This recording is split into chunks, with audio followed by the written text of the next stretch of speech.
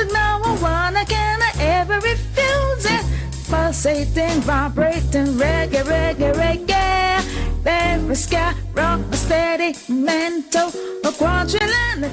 Good morning and good afternoon, wherever you are. This is the Real Self Podcast, and today we have a special guest, Fofie, and she'll be speaking to us about the origin of Jamaican foods. But just to let you know that Fofie is a special contributor to the Real Self Podcast. And, I just like to say she's very eloquent. Okay.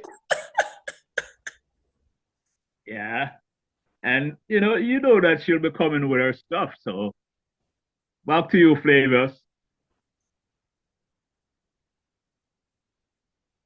You're muted, Flavius. Yeah, just a correction. It is actually Caribbean food. Oh, Caribbean food. Not Jamaican food. Sorry about that. The whole Caribbean we are dealing with as usual. And she's going to speak to us about some of the origins of the food that we eat and call our own, where they actually came from. So, Madam, it's over to you. And if you could just have a brief thing about Fofie, and then we get into the meat of the matter. Okay. Greetings, salutations to you all, to your wonderful audience, everybody who is listening at this time. Just really wonderful opportunity to be here and to just chat, about who we are and what we are, because food is connected with identity. Many people don't even think of it that way. But you can trace the history of a location through its food, who came, who went, and how that affects present day cuisine. I am somebody who's very curious. I'm a learner, and I love kind of just putting things together in terms of our history. I am a practitioner of African spiritual systems, African and indigenous spiritual systems. And so there's little that is kind of outside of our curiosity. Because in learning about who we are, we learn about us from all aspects, what we eat, how we sleep, what we say, the language we use. All of those are part of who we are and how we live. I like the conversation on food because I actually like food. I see food in many different ways, as healing, as medicine, as fun, as community. People eating together is always such a joyful event.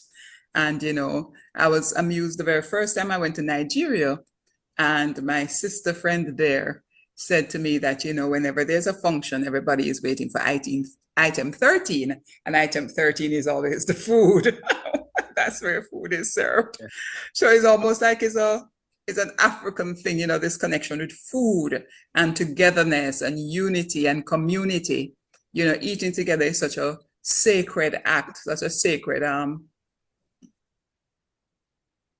act of love, devotion. I mean, I don't think anybody sits down to wonder anymore why at a wedding, the bride and the groom feed each other. But if you think about the sacred of that commitment to nurture and that commitment to just kind of make sure that everybody is okay, one taking care of the other. And that's such a powerful expression of community. But we forget these things, and we forget how wonderful it is, to just kind of eat together and be together. And wherever we are gathered, food is always present, not because we're greedy people, not because we love to eat, but because we love to eat together. Because first is an act of community, is an act of gratitude for being together. We appreciate what is offered, and we accept the nurturing from all of that. So it's a powerful conversation. Our conversation is about the Caribbean, but not all of the Caribbean, because I don't really know much about some of the Caribbean, unfortunately. I'm not sure how much I'll get to correct that, but there's parts of the Caribbean I've not had a chance to visit. And so haven't done kind of personal exploration of the foods in those areas. For example, the French Caribbean, the Dutch Caribbean, I don't know very much about those places, but I'll mention some of what I know or I've heard from people there. But the English-speaking Caribbean, which is quite a few of us, is really kind of where I am focusing, but not, as I said, we still mention much of the Caribbean. We know the Caribbean is a big space, they're at, 13 independent countries, and another, more than 13, probably about 17 that are still, forgive the word, dependencies on other states, whether it's the Netherlands, the United States, the United Kingdom, or, the Dutch people. We still have a large enough number of countries, because each one is an individual country, to make, to give that diversity. And in all of these countries, the history is different, even though it's the same. We all had colonial masters, but if you realize some countries, it was the French who were the colonial masters. Other countries, it was the Spanish, then the British. Others, it was the Spanish. Others, it was the French, and then the French handed over to the British. So whole heap of complexities happen. And that also causes some complexities when we talk about food. Because, one country might tell you that these are the people who brought this here. And another country might tell you, well, these are the people that brought this here because of who colonized them and how the foods came into the culture. Another thing I found interesting was how, documentation would say, the British brought this food, but the British didn't directly bring the food. The British brought the people who ate that food. And one of those for me in Jamaica is like the Indians. The British brought the Indians here as indentured laborers. The Indians brought curry. So I saw it documented, the British brought curry. I'm like, no way. No way. Let's look at that a little more closely, because there has to be something there that's not so right. And so you find these make it a little difficult sometimes to trace accurately what came from where and who came from what and all of that. But, but we do have some indications that can lead us to some conclusions that I think are fairly accurate. And so that is where I want to kind of position this conversation. So it's a history lesson, but it's a history lesson through foods. Yes, Mr. Flavius, you're saying? So you come back on. No, I'm not saying. No, I'm not saying anything yet. I'm just listening. Yeah. Oh, okay. So I want to start in terms of our history in the Caribbean by talking about those who were here, and we regard them as those who were here first. Now, let this not deprive you or take away from you the understanding that humankind has been traveling since creation. So when we say these other people were here first, we're making an assumption from the time we know. It's from the time we know, because humankind has been moving from place to place ever since creation. People think that the trade in enslaved people brought the Africans here. Africans were here before Columbus, because there were extensive trading networks throughout a lot of the country before the British took to the seas themselves. There are people who are older than they are, ancient peoples like African peoples, other peoples of the Americas, indigenous peoples, all of them, who were, for them, the earth, the heavens, the universe was their domain. So in as much as they studied the trees that are growing on the land, is as much as they studied the stars in the heavens. It's as much as they studied celestial bodies, it's as much they studied the fruits they ate. It was the space in which they lived, and nothing was ruled out. The land, the water was the place in which they lived, loved, and enjoyed fulfilling their purpose. So to step off the land and step off the water is just like second nature to them. So they were roaming the seas and the oceans long before they were colonized, and we should never lose sight of that. So even the conversation on food starts from way back then. We don't, however, probably have the clearest documentation in those spaces because so much has been lost. And initially there was like it was documentation was not like what was foremost on somebody's mind, except for documenting and charting courses, or how you get to somewhere so you can get there again, or others can get there after you. So that whole map making and everything, the first seafarers were the ones who started that, mapping the heavens, mapping the seas, mapping everything that would help them to navigate this space in which they found themselves performing their lives, this earth space. So, it wasn't a segregated kind of idea. So food traveled in all of those ways, across the seas, across the land. Food traveled. People know of extensive trade in spices, for example. Spice falls under the category of food. And so even these trades were big enough to bring people from one place to another. The Tainos came here from South America.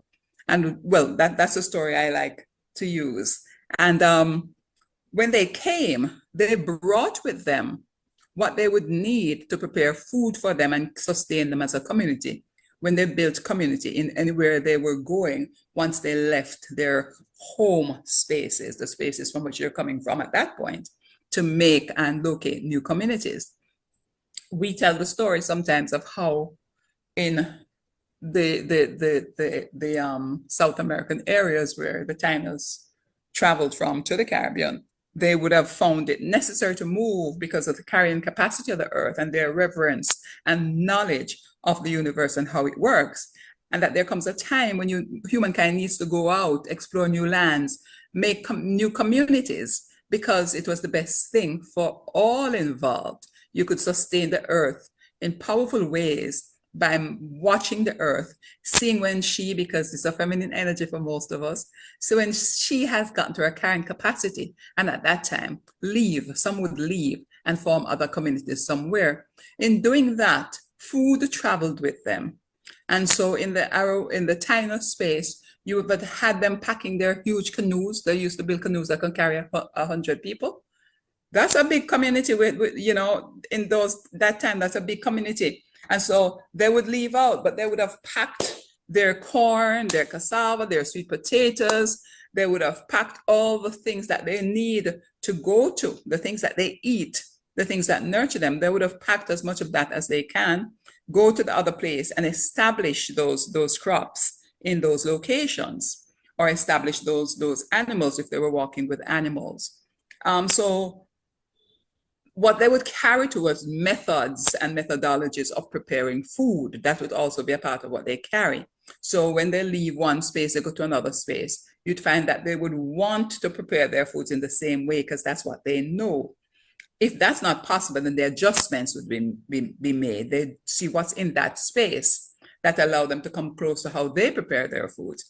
So wholly many different influences in terms of what we are as a Caribbean people and what our cuisine is as a Caribbean people. One of the things with our indigenous, like Taino community, I find interesting is how they prepare food. We know some of the foods they have. We know they were heavy seafood eaters. We know they ate small mammals. We know something that's not with us anymore. The agouti was one of the animals that would eat. And it was like a small mammal, but healthy because it fed on nature. It fed primarily on nature. So it was a nutritious animal. It wasn't big. It was, from the descriptions I've seen, it was like less than a foot from head to tail, stretched out, weighed about 2 pounds or so. And they had ways of cooking this. So one of the things they could make like a stew of it, or they could cook it over an open flame.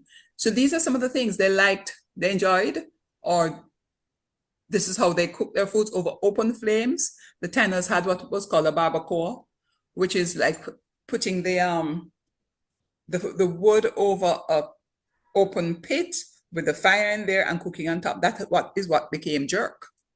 That's what became jerk as a method of cooking out in the open. One of the things you'll find in a lot of Taino indigenous peoples, the Africans who came, there's a lot of outside cooking, because that's where you cook. For them, that's where you cook. Not in a house with, with dangerous fire and all these things inside there with you. It was done in the open. And so they had methods of preparing their food. They would boil. they would fry, and most commonly they would cook over open flames, or the what we now call the jerkin, cooking on the barbecue. And most of the foods, all of the foods that they would eat would lend themselves to these kinds of preparations. If you look at something like that has stayed with us through time and space, it's bami, one which comes from the cassava, which it is attributed that the Taino people brought cassava to Jamaica. That's where that is attributed, that they moved with that down here. They moved with some other things like arrowroot, things like sweet potatoes, guava, a number of different things that they brought into the space. Corn. So they would be collecting the cassava, preparing it, washing it, cleaning it, just as we know how to wash and clean now, nothing different. And then they would be soaking that in water to remove the poisons, because the cassava they used for bami was actually the poisonous variety. And in removing that, they made that food ready to eat, and they would make it like a flat cake. You'll find out that that flat cake was a common way for many other people to eat food, to eat some things, a flat cake, or making a ball. The Africans did that with a fufu, making it into a ball, putting the plate and putting what we call the soup or the stew on top of that. So soup stews were really coming across a number of other peoples, and came into the island very, very early, because we know the Tainos were here. They greeted everyone else, and they were people who would stew, cook over open flames, fry different foods. When the Spanish came, they brought a number of different things into the space with them, in the spaces where they were colonial persons. We didn't have many large animals in Jamaica during the time of the first inhabitants, the Taino people. As I said, they would eat small animals, lizards. We know they ate iguanas, they're agouti, and birds. You know, those were the things that they would use as animal protein sources. The Spanish came, and they brought with them what they were eating in their space and preparing. So they brought their food with them again and introduced us on the island. So it was the Spanish, for example, who brought pork and beef, cattle and pigs to Jamaica. And that got into the cuisine. So for example, chickens. You see how much we're eating chickens now? That was brought here by the Spanish. Initially brought here by the Spanish. There were no chickens here in the time of the Taino people. It was an introduced food. And what I find interesting about chicken is how some of the dishes we have now still reflect the important part of the culture that chicken was for those people. These people are cooking chicken in their respective homes in many of the same ways we're cooking chicken now. Even the term fricassee chicken is a French term. The French had that way of making chicken, and all it means is chicken cooked down in gravy, fricassee. That is it, which is what it is now. So every time we're eating our foods right now, stirring the pot, we're stirring our culture. Every time we're eating our history, because these are things that have remained with us, sometimes with the same name as they were called then. So things like rice, the British brought European varieties of rice here. They brought wheat and therefore bread. Now, they brought, you remember, I don't know if you remember growing up, civil orange trees, civil orange. Yeah. The Spanish brought civil orange, other oranges, lemons, and limes. And Seville, of course, is a place in Spain. So civil orange coming straight out of there. And these things did well. It is also said that it was the Spanish who brought sugarcane. And then, of course, that later became a plantation crop, but not when it was introduced. The questioning goats, Spanish also brought. So one of the things you'll find, for example, if you look at what is there, what's documented, is that they say, for example, the Spanish brought goats, but later on they tell you that the British brought in other breeds as well of goats and expanded the presence and the production of goat in Jamaica. So sometimes you'll see different people, like the two people being attributed the same food or the same animal. What it means that it was here and these people, the other people brought other breeds, probably what they have in their location. And so Jamaica then becomes a very diverse space with various different varieties and species of plants and animals that are brought by the different people, subject to what they had in their land. Now, we're big eaters of things like garlic and onions. Those came with the Spanish.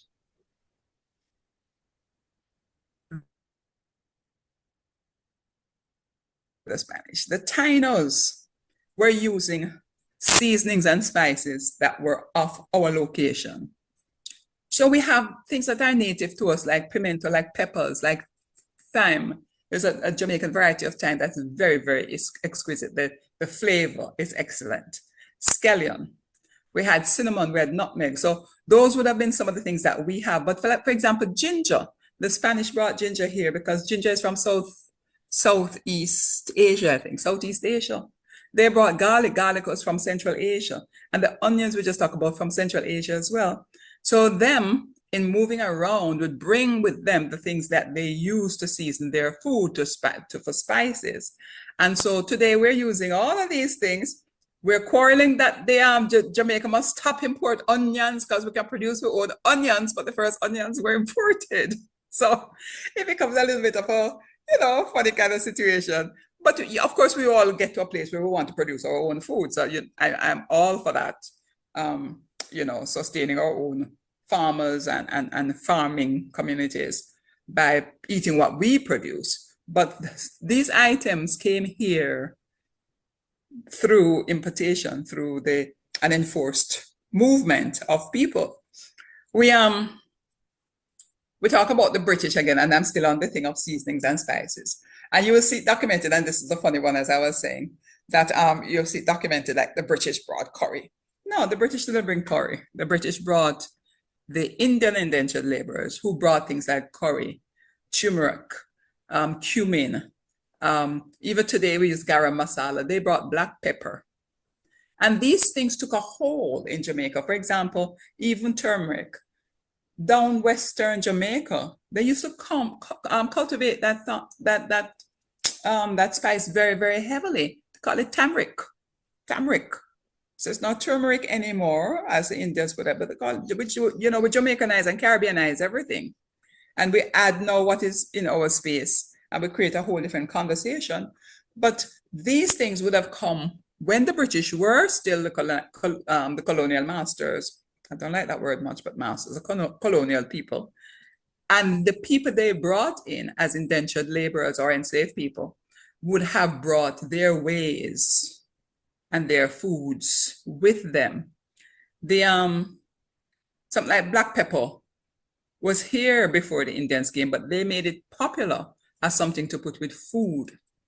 Because remember that all these food things we talk about, some of these communities were also using them for rituals, not just for food, but for rituals as well. And so the use as food sometimes was made more popular by a group who came in, who used those things heavily for food. We want to talk again about, go back to who brought what. So the British are the ones to bring saltfish into this island. And I think we all know that from the history, yes, where we know that enslaved people, when the British were the colonial rulers, they gave them rations. And one of the things that was rationed among them was saltfish as a protein source. And so we know that they did that. They also brought mackerel, and today Jamaica is still an importer of mackerel, now from various different areas, but it was the British who first brought mackerel into the space. Irish potatoes. So we know what kind of people brought sweet potatoes, but Irish potatoes was another thing that the British brought. The British also brought new breeds of cattle. They also brought new breeds of cattle into the country. They brought new breeds of goats as well. Now, goats definitely came out of places like the Canary Islands, and they were using it primarily for meat and milk, just as we are doing now. The African spaces also had goats. And so we know when you say the British brought it, it would mean that the British brought it from their British or European spaces. They were bringing them from other spaces. Some of the things they had already domesticated themselves and created new breeds. And some of the things they were bringing there as part of the trading, the movements of trade, bringing from these other spaces to the Caribbean spaces, their new territories. So they did quite a job in terms of the impact on Jamaican cuisine and what was present at the time. Now we have various groups of West African coming in now, and they again will bring a whole series of other things. They brought some yams. So the Tainos had also brought yams.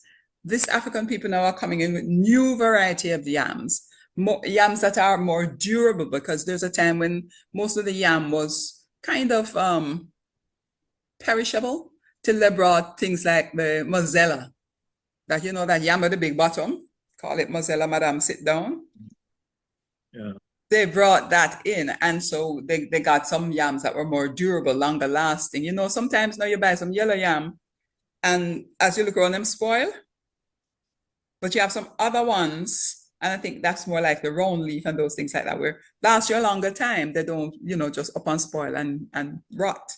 And so even like white yam came in as one of the yams. They were looking something that was more durable, more lasting. So they were bringing white yam to suit that function. You notice now if you have white yam, it keeps twice or more longer than the yellow yam. In many African spaces, they didn't fool around yellow yam. It was white yam that they used and referred to it as the food of the gods. So yams was not a strange thing to Africans, and we know they've brought variety of yams into the space. Again, how are these things cooked? Pretty much the methods pretty much didn't change. The roasting of things, the boiling of things. A lot of the tubers were boiled. The open flame that didn't go, cooking on the open flame, cooking outside. A lot of the cooking inside started when the great houses were established. And even then, the kitchen was still a walk away from the main house. And we know that famous walk away was very useful, because when the enslaved people are bringing food from the kitchen, that was their opportunity to spit in it and do all of those kind of wonderful things to feel that you're getting back at Bakra Master, who then you joyfully go and serve that food to. So the kitchen is always a walk away from the great house, even at that time. So it's not cooking outside in the open with the elements, as was done before, but definitely in this more sheltered space. So food was really just kind of a wonderful, wonderful way of even now participating in resistance. Because here are people doing things to the food that we might consider ugly, but we think about what was done to them. It was even uglier. So it becomes, the rock and a hard place. And so food becomes part of resistance in incidences like that. From West Africa, and we got a lot of stuff from West Africa. We know, for example, fufu. My friend Carmen, who lived in Point Hill, grew up in Point Hill, St. Catherine, tells me that she remembers her mother making fufu. So when she eventually went to Nigeria as an adult, she was just so taken up with it, with the fufu, growing up with it, and then going as an adult to this country where that was like a staple. Fufu. And fufu was made initially, she's just seen her mother do it with yams, then cassava. And today in Ghana, in the spaces I've been and had fufu, it actually is made primarily with the cassava. That's the main thing now, not the yams so much, but primarily with the cassava. And then they will add in what we call cocoa. They call it cocoa yam. The smaller tubers that we call cocoa. They would add that. So all of that would be boiled and then pounded until it's translucent. Then it's made into these balls. That goes into a bowl, and then whatever the soup is put on top of that and is eaten for them with their hands. It was the British who introduced knife and forks as eating implements on the island. You know, those metal knife and forks. Another thing that was common among the indigenous, the Taino people, was cooking in clay pots. And again, it was other people who introduced other kinds of cooking tools and containers into the space. They were cooking what was a more natural, you know, you hear people, big excitement, don't cook in aluminum pots, go to stainless steel, don't cook with this. It's really not new. It's really not new.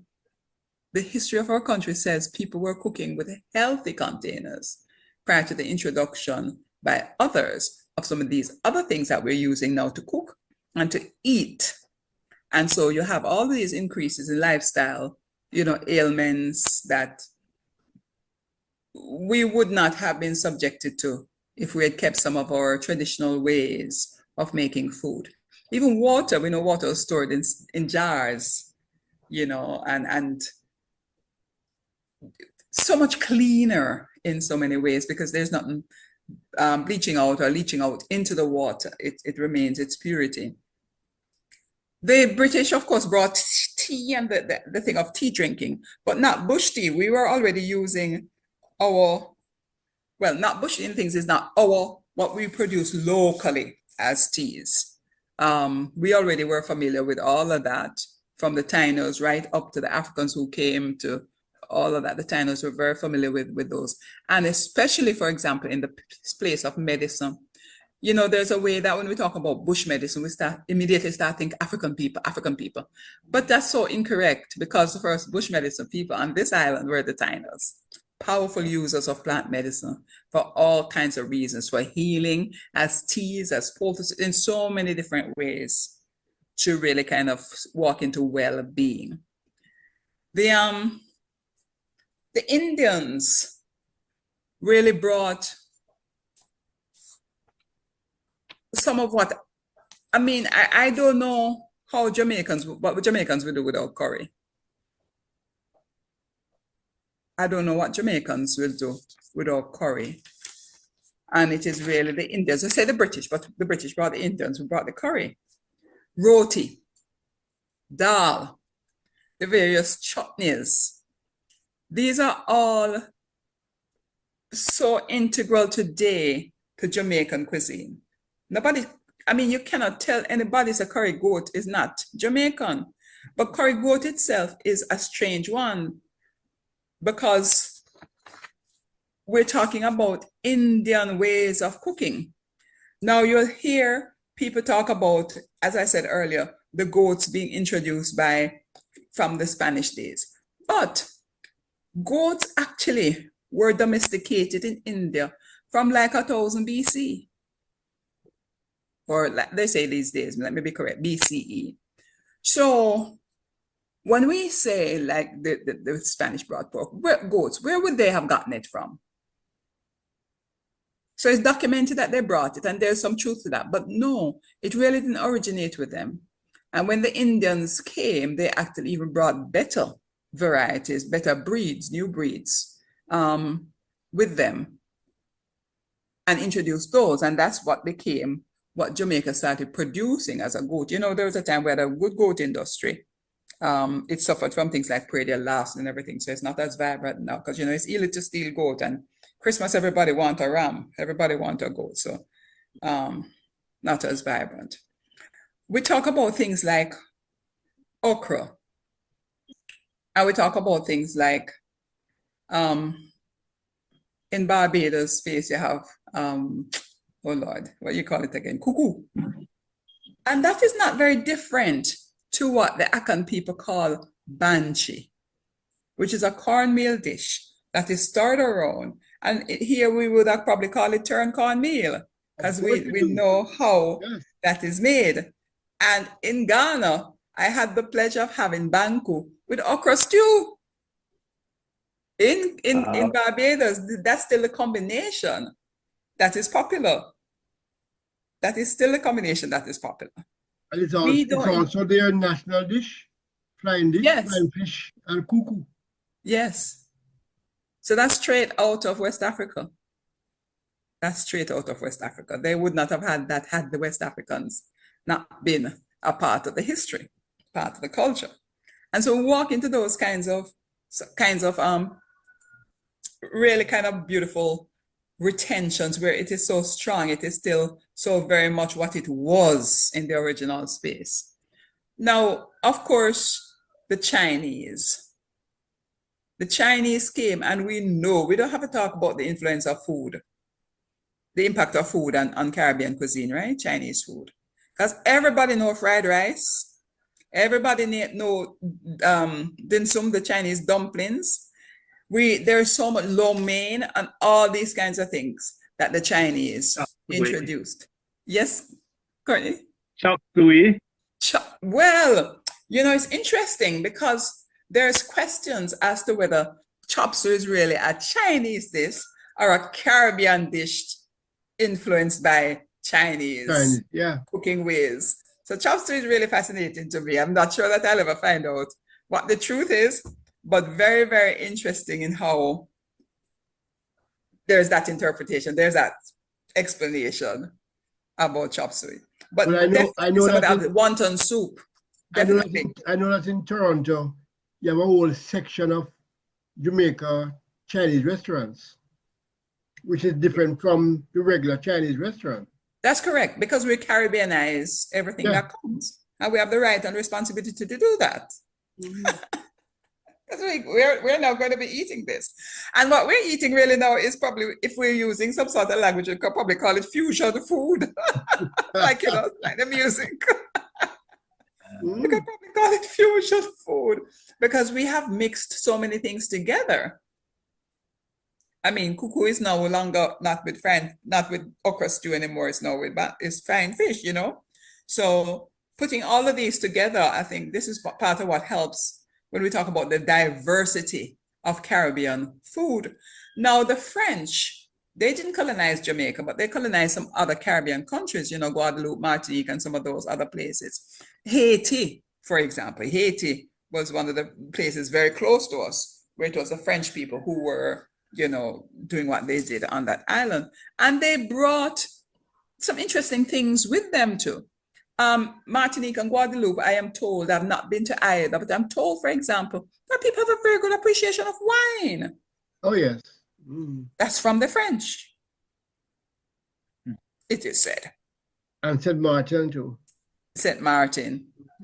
No, well, St. Martin is Dutch and French. Dutch and French.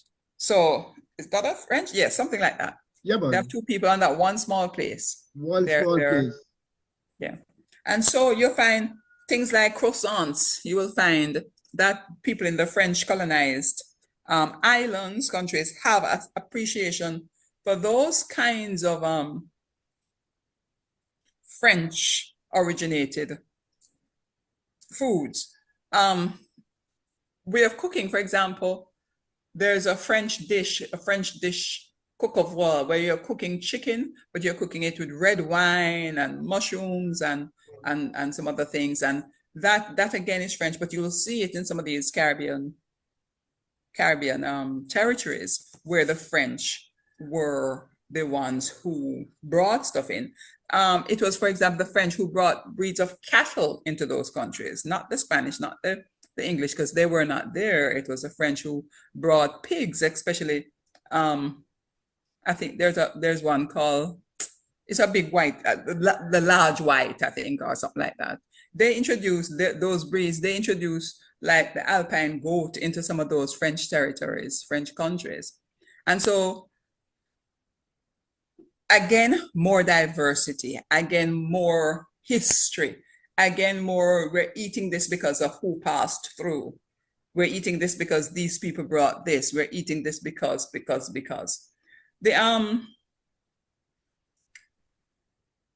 The interesting thing to me is, as I said, how we are now a fusion of so many different cultures and foods. Before I talk about that, let us see something here, because if we look from the Tainos who are here, 10,000 to 1200 AD, they were, as we say, documented as the first The Spanish came in 1492. We all know it is said that they were found adrift in the Caribbean seas in 1492. The British, they started doing Caribbean exploration from the early 1600s, 16 early. But they didn't really get established in Jamaica until 1655 when they fought the Spanish and took over.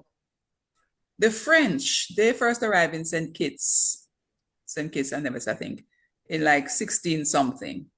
The Dutch also came into places like Aruba, Bonaire, Saint Martin, we just said, Curacao, those kinds of places. See the names? They arrived there in the 1620s. The Portuguese spent some time in Barbados, places like Barbados and Trinidad.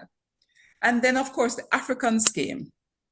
And when the Africans came, brought by the British, whole heap and different sets of them came. Whole heap of different ethnic groups came, bringing what it is they ate with them, some of them. We know Aki, for example, came to Jamaica from there. When I went to Ghana on one trip there, I was told there was an area, there was a whole heap of Aki trees, and I'm like, but I didn't think Ghanaians ate Aki, so why have all these Aki trees? And one of the women, she says, no. You see, anywhere you go and see Akis like this, Aki trees like this, know that the people from up north were here first.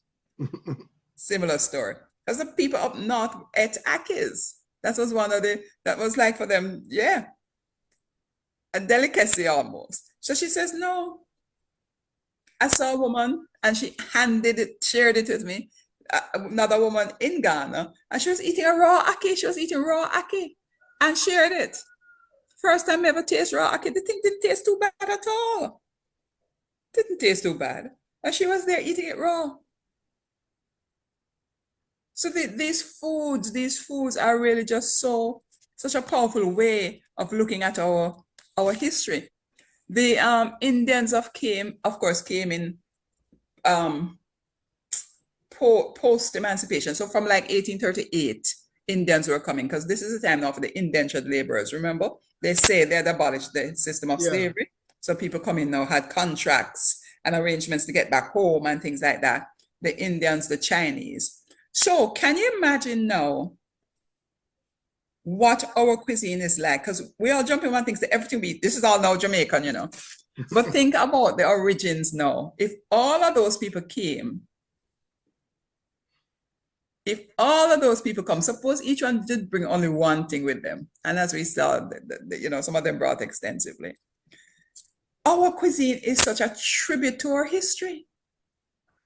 Such a tribute to our history, honoring all that we have now as originating in some other spaces, but having come here to be part of what sustains us, part of what provides food for us. And I know there's a sad side to this, but again, I like to tap in on the positive. We have this variety of food that makes our cuisine so special. You must see the reaction to people when I tell them I come to Jamaica, oh, I can't sausage, oh, curry, yes, a lot of people tap in very quickly and associate Jamaica very easily and readily with food, good food. But all of this goodness, all of this robustness is part of the contribution from so many different cultures, so many different people passing through the history that we have had. So we talk about that, but we also realize every time we eat, we're eating our history. Yeah, we're looking at what all that came in and got, how you should say, identified now, got fused together to make what we now have as a Jamaican cuisine. Because we have Caribbean or a Caribbean cuisine. We have Caribbeanized. They brought, but we had something before. Sometimes we change what is brought in. Of course. It. I mean, a case in point is Easter bun. That's so popular in Jamaica. Yes. And it says it's coming from something the English brought in. And we redesigned it completely. We're excellent. We're excellent at Caribbeanizing most anything. Food is easy for us because food already lends itself to innovation. Oh, yes. Food already lends itself to creativity. Food already lends itself to being designed and being presented. So you put that in our hands and the sky's the limit, as they say. We do so much. One of the things I would never like us to forget is that even before the Spanish, the British, and the others came, as I said before, there was trading in different kinds of food, spices, seasonings, all the things happening in our region before. Never think that and associate all of this with just the Atlantic slave trade. Yes, the trade in enslaved people. That did bring us a whole heap, but we also did get very much from the trade, especially the spice trade. Prior to that, people coming and bringing what is in their environment to share our trade in another environment and taking from that environment to back to their environment to add to the robustness of their culture. Some of the things we talk about now today in Jamaica. One of the things I remember is going to the Dominican Republic and eating a dish, and I was told it was called paella. And when I investigated, they said they trace it back to their Spanish ancestry. The thing was delicious. And what it was a rice cooked up a whole lot of different kinds, different types of seafood, from shell things to not shell things. But I mean, you could find everything in that dish. When you think about now how healthy that is, because it's primarily like a seafood dish with the rice, with the seasonings, things like saffron rice, for example, rice and peas. Rice and peas, African people have been cooking rice and peas from way back when.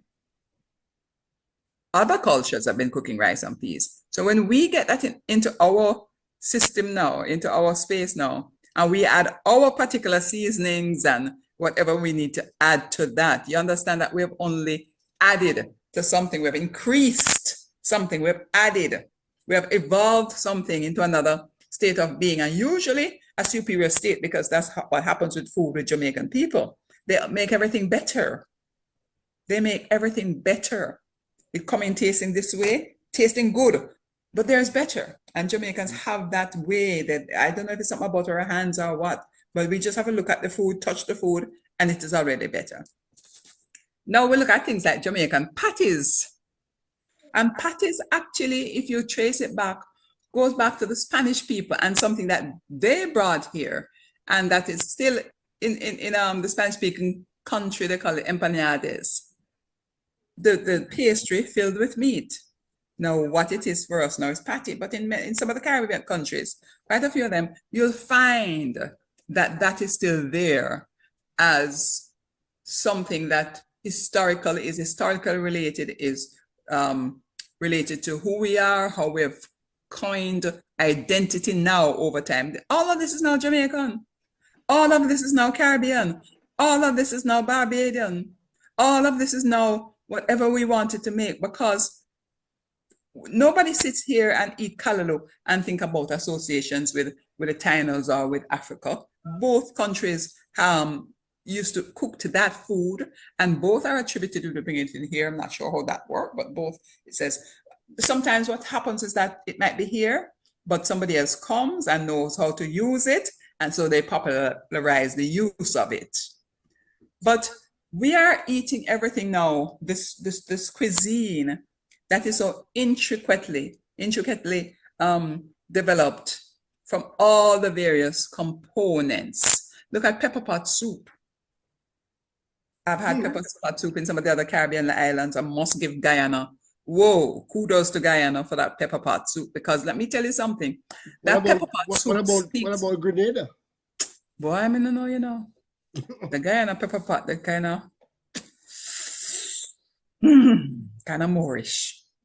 But what I especially like about the pepper pot soup too in Guyana, that's a little different to Grenada or to Jamaica. That pepper pot soup is also, for me, part of a conversation of resistance. because a pepper pot soup can last for days, you know, Oh yeah. weeks. Oh You yeah. know. They keep adding to it. That's correct. Yeah, I know about that. Yeah. You see what I'm saying? So if you think back to the times when people were enslaved on the island and needed that ability to keep food going, to stretch the food, because they were not well fed. A lot of the plantation owners did not feed their labor force very well. They did not feed the enslaved population very well. So whatever little they had, they had to find ways to stretch it and keep it healthy so yeah. they could survive. So that pepper pot in Guyana, man, boy. Yeah. I know about that. I hear about that. Every day they just keep adding more food, Yes. more meat, Yes. more water. Just keep it going. It's like you think you're gonna kill me off by not feeding me? Watch me. You know, for me, it's a big statement. So it's you know, it's interesting how we can tie food to even the conditions of existence in those space and time, at that space and time when they actually came. Big statement. Yeah. 1 minute. Now I just want to take you back. You mentioned patty, but you didn't mention anything about the cocoa bread. So the cocoa bread, you know, now remember, it was I think it was the British who brought wheat, you know, and therefore different types of breads, wheat breads, and yeah, started coming out of that. So when I was growing up, I never really hear about cocoa bread, you know. It was patty. It was long after that combination, that marriage happened, patty and cocoa bread. So growing up, it was just patty, 2 patty for your lunch or 1 patty for your child. And that was the story. Long after, it became patty and cocoa. Big excitement, patty and cocoa bread, patty and cocoa bread. I still don't even do that, actually. I still don't even do that because what I'm accustomed to is a patty. So I find that interesting. I think that is really just our Jamaican innovation. Again, improving on what was brought. What was brought was the pastry, the meat inside there. Now we knock it with some cocoa bread and look there.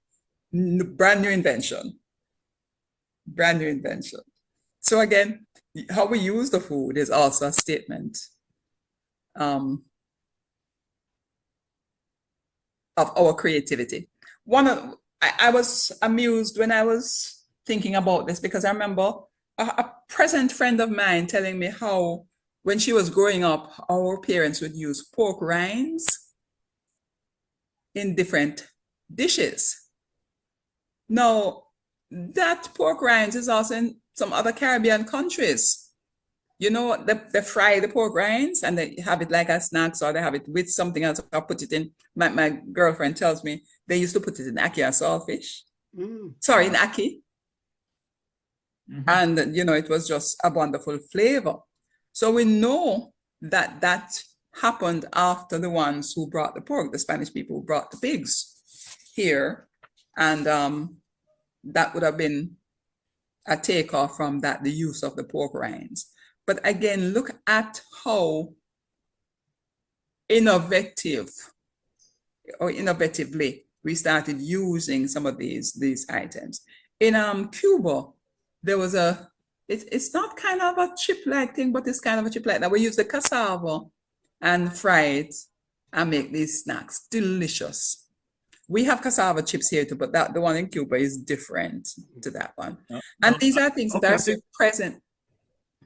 They call it yuca fries. Yuca fries. Oh, yuca fries is also different to the one in they call it yuca fritters in Cuba too? Because I think I saw it as yuca fritters somewhere else, and then there was, but it's essentially the same thing, but just like variations. You know, like Jamaica, the cassava chips are thin, just like how they have the potato chips. The ones I had were not as thin. There. But again, all of these are common throughout the Caribbean, where we have had the same people passing through. So anywhere you see that, you know, say, these people passed through, this was left there, through colonized people. Look at some of the French things we have, but we were never French colonized. But things move from within the Caribbean as well. So for example, after the Haitian Revolution, a number of the Haitian slave owners, masters, run to Jamaica. They actually came and almost like breathed life into the coffee plantation here because they were pretty good at coffee farming. So they came here, integrated themselves. And so the French derived dishes that they had came with them. Remember when people travel by force or not, or our taste goes with us. Think about being somewhere and all of a sudden you see some Jamaican food. Oh yeah. Oh my gosh, your spirit in heaven. You probably could look at coconut and plantains. Coconuts is really an interesting story because one of the most versatile thing you can find. yes, but also not the most positive for the Jamaican and some other Caribbean places because of what happened with the industry, with the lethal yellowing. Oh yes. And all of that. So it has created a whole heap of kind of, not so positive energies around that. Yeah. Plantains, bananas, Spanish people brought those and popularized the use, the British popularized the use as food. Really so much. We still have bami in our space. That's straight off out of the indigenous space. Those are already here. The yuca fritas, fried bamis. We still have things like the patties, the pork rinds, as she was talking about. We still have things like curry goat. Jerk pork certainly has lasted from two spaces. The idea of the jerk, the methodology of cooking, and the pork as brought by the other people has stayed with us as a popular food, as a very popular food. And now we also jerk chicken. But initially, like when I was growing up, the only thing you were jerking was pork. Yeah. Boston was jerk pork. Mm-hmm. There was no idea of any kind of chicken. Now you go to Boston, you're getting jerk pork, you're getting jerk chicken, you're getting jerk conch. As a matter of fact, you can get most anything there now. Jerk lobster. Yes, exactly, jerked. So just for me, one of the things with rice and peas that I found interesting is that it was actually traced all the way back to the Wolof and the Mandinka people. And those were people who I know were in the space pre the Europeans, before the Europeans. So you wonder, how much of an influence they had on the adoption of rice and peas as a food in the Caribbean space. Very, very kind of interesting ideas and questions that can arise around all of that. So for me, very interesting to me, as you said, storing up our history. Yes, food to me is looking at history through some different lenses, identifying who came, what they brought, and all of that has been Caribbeanized into what we now call Caribbean cuisine. Or we merge them together, yes. Yes. The interesting ways we have mixed things, put this together.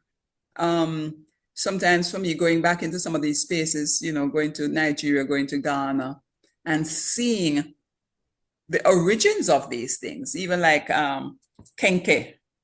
Kenke is over quite a few of the Caribbean islands, where it's a corn dish, and you wrap it in the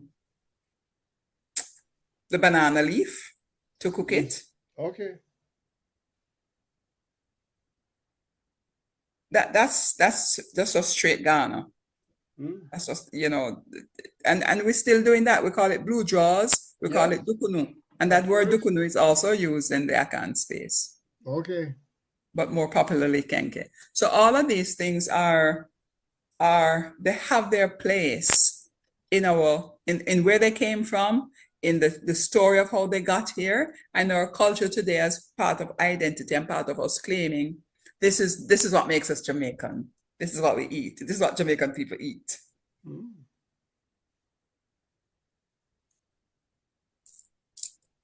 Wonderful, wonderful.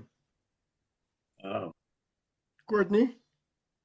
Yeah, yeah. Just to take you back a little to about rice and peas, because you know that some people in different cultures cook rice and peas, but they don't use coconut milk in it. That's correct. And they use different peas as well. And different kind of peas, yeah. Yes. Because our kidney beans was actually brought here by the Europeans. Mm. But Yeah. now we can I've had grow rice and peas. Most of the times I've had rice and peas in the rest of the Caribbean. It has been mostly like black beans. Yeah. Right, because that's what I was just going to mention. Like with the Spanish people, that's how they cook their rice and peas. Bean and rice. Yes. Bean, And it is said that it's the British who brought rice. some varieties of peas here. I know they're credited with bringing red beans, but there were also beans growing here prior to them, other varieties, prior to them bringing, some of the other peas and beans. And I guess we may be the only people that I don't know about other Caribbean nations, but with gungo peas. So have you seen gungo peas, rice? I have not seen gungo peas, but then again, remember, I've not been to every Caribbean. I've been to a few. No, I but don't remember really seeing have that not seen all gungo. Pigeon peas, as they that call all. it. Yeah. Sorry, you're saying Flavius? No, I'm saying I don't remember seeing it either. No. Don't remember seeing it. Don't remember seeing it in any of the other Caribbean spaces. But this is, let me tell you, the funny one is actually ackee, because ackee grows in Barbados, St. Vincent, all these St. Lucia. It grows in Trinidad too. Yeah, but they and don't it cook. grows very well in Florida now too. Yeah, but they don't cook it. As a matter of fact, in some of the other Caribbean islands, they call it guinea. I can't say they don't eat it, because when they come to Jamaica, they're more than eat it, but they're not cooking it. It's there on the tree. Every year it bears, but they don't cook it. But I love it. I love it in Jamaica. They hunt it down. No, I think because they are scared of it, because most people, there was a lot of bad press about ackee. Poisonous. Yeah. Yes, and it is if you don't allow it to. There are many items that if you don't allow them to get to full maturity, they would.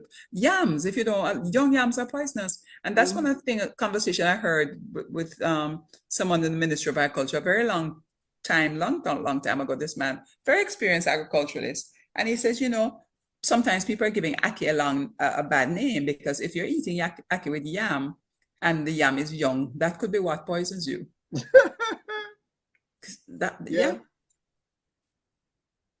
Says that could be what poisons you. Ackee needs to go through the process. It needs to open before you start. Yes, exactly. It's a good teacher of patience. Oh yes. Waiting on nature, until it is ready, until things are exactly where they ought to be. All I can say, it's nice as ever. Yeah. One of the things I didn't mention earlier was, in terms of seasoning, was annatto. Annatto is something that was in our indigenous space as a spice, as a seasoning, used in so many different ways. There's a person who told me that when her mother cooks saltfish, it's not complete if she not put some annatto in there and get that a lovely reddish color. And in more present day, it has been used as a food coloring. That's one of the many uses in food coloring and in cosmetics. So that has gone even beyond food. All over the world. Mexico is one of the biggest producers and users of annatto, and some African countries also. Yeah, because in our indigenous space, there was also the use of bay leaves. Mm-hmm. As especially in stews and soups, because I find when I use bay leaf, it does better when you put it in the stews and soup, because it's cooked for a longer time. Where do you get bay leaves? Usually in the supermarket, because I don't see it anywhere else really. Right, yeah. So that's so like it's imported. Yeah, but I'm not sure how much production of it would be local anymore, but I really Yeah. like it as a spice, as a seasoning. Mm-hmm. And you know, it does so very well in stews and soups that really add a nice flavor. Another thing came across is that it can also be used in the treatment for breast cancer. Okay. You know, your food is your medicine. Oh yes. Oh yes. Yeah. So Yeah, it's and really you a know what? beautiful It's a great But thing to tea. add. but Sorry, anato has a lot of medicinal that's correct. properties That also. is correct. In fact, I did a full research on it when we did the Anato Festival Hmm. in Anato Bay. I send that to you. You can look at it. Yes. Because Very this is one of the reasons, as I say, I interesting. like food, but from different perspectives, because I also like looking at food from the perspective of food as medicine. Medicine. Oh yes. Because food cures so many. I mean, your food is an integral part of your well-being and your health and your longevity. Mm-hmm. So I like food because, you know, to know and have that information. Every food you talk about, to every animal, every plant, comes with its own spiritual significance and its spiritual meaning, and can be used both spiritually and physically to help us to walk into balance and well-being. So, you know, food for me is not just about what you eat, it's about who you are, how you live, how you Mm-hmm. stay in balance on an everyday basis. You know, there are foods that lift your mood. Look at chocolate. And that's something we never ever talk about, cacao, Oh because yes. that's Oh also yes. something that's in the space. And how um cacao was actually native to our space, if I remember. But they discovered, and I can't remember the name that goes around with this British man, discovered that it could actually be, because it's not sweet. Discovered that you could do something with it that would allow you to be able to use it in chocolate, to Mm-hmm. make chocolate and make it quite palatable. One of the things was the adding of milk, but um, dark chocolate without milk is actually the most healing Okay. of the two. Mm-hmm. It's the most healing of Yeah, the two. and as you mentioned that, you know that there's a big research going on presently on it that it can rebuild stem cells. Okay. Yes. Okay. Um, some of the information I have on chocolate was really came to me in very, very different kind of ways, but I know it's powerful medicine. I know one of the things about this medicinal quality is that you have to be careful about how you cultivate it. Yeah. You have to be very careful about how you cultivate it, because if you don't cultivate it well, then it doesn't have the robustness that it needs to have to help with healing. So and if you cultivate it well, even the space it is within which it is cultivated becomes medicine. Even the space becomes medicine. So, you know, Quite I did interesting. have a few more things, but I think we had come up on our time. Maybe Yeah. About that time. maybe you can leave it for part two. Two. Yes. Oh my gosh. But you know, food is just so important, and I'd love if people can broaden their perspectives around food, know where stuff comes from, know where what Oh comes yes. from. It's not a bad thing to know. And then how you can use it for health and well-being, longer term, not just for today, but how you can sustain health and Well, wealth, probably because the for less part two, doctor bills you have, the more you can save. we could delve more in that in part two. Today, everybody would have gotten a good understanding of who brought what, when, you know, and how what we have done with it, and what is now our own. Yeah, we have really done a job on the various foods that has been brought to us. Yeah. And you know, just the creativity that's put out there, and it hasn't stopped. It's ongoing, and that I like and appreciate very much. That Oh, yes. Jamaican chefs, Jamaican people, because the ordinary Jamaican person is a chef, believe me. Oh yes. Oh yes. And people are still being innovative with food and how it is prepared, and you know how you use it I mean, that some of the things the use have expanded so very much from what it initially was. So we give thanks for that. We give thanks for that. And of course, some of these we should also reclaim, because there are some things we have lost. We don't do fufu anymore. No. There's some things we have lost. I hardly see anybody cooking pepper pot soup. Yeah.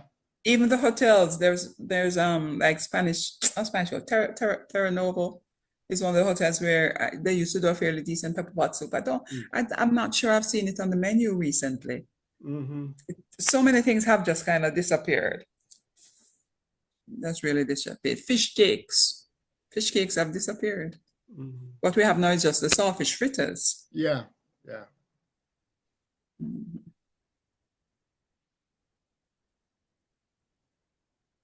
Yeah, but it's very interesting how we kind of talk around food, talk about food. We need to still recognize that food is still a beautiful, uniting yes, it is. force. Mm-hmm. I have to call it a force because, it pulls people together so beautifully and creates such harmony when you're in a space where, food is one of the things that you're sharing. You share information, you share food, you share love, you share devotion. So it becomes really, oh my gosh, really pleasing to the spirit. Oh, yeah. Really pleasing to the spirit. So, Courtney, can you close us off, please? Okay. Yes, just want to thank you very much, Fofie, for that historical and lesson on food. Surely, I do appreciate it, and I know that our audience will. So we're looking forward for part 2. And I know that you'll come with more interesting facts because that's what we really need on a forum like this. So food's to live by. So thanks again, and that's it from the Real Stuff podcast. Bye. Thank you very much. My pleasure. It was good to be here. Wonderful. You lead us to Fula. You belong far away away. Ajuguala lebo buseru.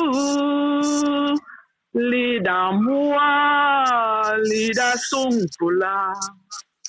Lida mua, lida sungfula.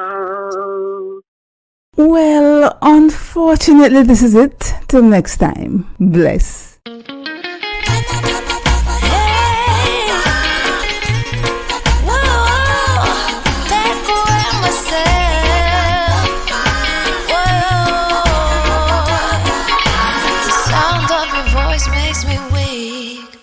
All you gotta do is just speak. One word is enough, and I'm no longer so rough. I forget what I was trying to say.